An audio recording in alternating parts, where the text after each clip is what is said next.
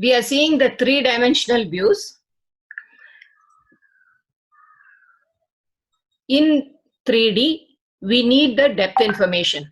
Okay, so to represent this depth information in a wireframe model, we vary the brightness of the line segments according to the distance from the viewing position. Like you can see, this part, what you have is drawn brighter. So it indicates that this portion is closer to the viewer, whereas this part is less brighter. That means it is further away from the viewer. So this is what we call as depth cueing. Depth cueing is indicating the depth information. Okay, so we choose a maximum and a minimum intensity value over a range of distances over which the intensity has to vary. Okay, a second method is by modeling the effect of the atmosphere on the perceived intensity of objects. Okay, so here you see that this person is looking dimmer compared to this person. So we know that this person is at a distance further away from the viewer compared to this person.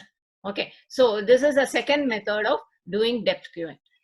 Then to identify the visible lines and surfaces, we highlight the visible lines or we display them in a different color. Okay. Next, to display the non-visible lines, we display them as dashed lines. Or we remove the non-visible lines from the display. Okay, to get a realistic view of the scene, the back parts of the objects which are not seen, that is, which are not visible to the viewer, should be removed. And then surface rendering is done. Okay, to do surface rendering, we set the lighting conditions in the scene and the assigned surface characteristics. To set the lighting conditions, we specify the color and the location of the light sources. This is what we have already seen in the teapot program in the lab.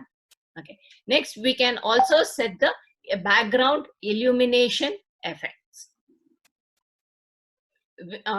In OpenGL, we have commands for all these, which is what we have already seen. Okay. Next, to set the surface properties, we can set whether the surface is transparent or opaque and whether the surface is smooth or rough. Like in this figure, we can easily make out that the wall is not smooth. Okay, that is, we have properties of the surfaces that can be set so that you get such effects on the screen. Next, to see the internal details of an object, we can define the objects as hierarchical structures. Okay, so in order to show the internal structure, we have two different views, exploded views and cutaway views. Okay, we'll see what they are. First, we see the exploded view. In exploded view, the component parts of the objects are exploded. Like here, we see the drawing of a gear pump.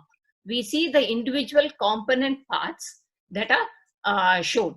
Okay, like you can see that the drive gear and the idler gear are both working hand in hand. Okay, unless they work together, your gear pump is not going to work. Next, you can see where the bushes are placed, where the suction part is, etc., etc. Okay, so here in the exploded view, we explode an object into its component parts. In the cutaway view, we remove a part of the visible surfaces to show the internal structure. For example, in this diagram of the car, we remove the hood part of the car that is visible and we show the internal engine parts. Okay, so this is an example of a cutaway view. We also see that the car door is removed to show the how the seats are being arranged and what are the parts that are available there. Okay, so in a cutaway view, we remove the part of the visible surfaces to show the internal structure of the objects. Next, to add a sense of realism to a computer-generated scene, we use stereoscopic viewing. What do we mean by stereoscopic viewing? Stereoscopic devices present two views of a scene, one for the left eye and one for the right eye. These viewing positions correspond to the eye positions of the viewer. You can see that if you're looking with just one eye, that is, you close the right eye and see with the left eye, you see something, and you close the left eye and see with the right eye, you see a different thing. Both together give you the complete view. Okay, so in stereoscopic viewing, in alternate refresh cycles, different views are shown. Okay, so, what is this alternate refresh cycle? We have already seen that in a raster scan monitor, the scan lines will be scanned from left to right, top to bottom. Okay, and usually we scan the alternate lines so that an image, the viewer is able to get an idea of the image very soon.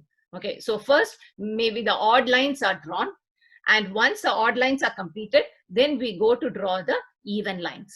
Okay, so when the odd lines are being drawn, one of the views, that is maybe the left eye view, is shown. Okay, and when the even lines are being drawn, the right eye view is shown. Okay, so but how do we watch this? Okay, we use special glasses like this. Okay, so when the odd cycle is being drawn, the lens in the right eye is closed so that only the left view lens is seen. Okay, and when the even scan line row starts, then this lens is closed and the right lens is open. Okay, so the synchronization with the monitor refresh cycles is done. Okay, thereby we are able to display the scene with a three-dimensional effect. So this is what we mean by stereoscopic viewing.